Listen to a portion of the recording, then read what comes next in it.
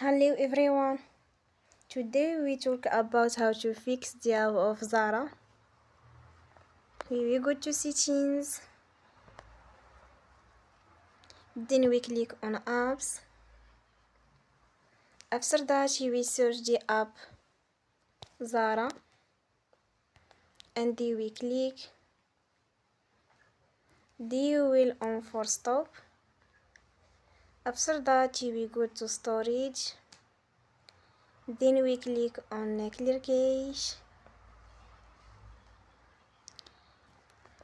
In the end, you will turn your Wi-Fi and you will turn again.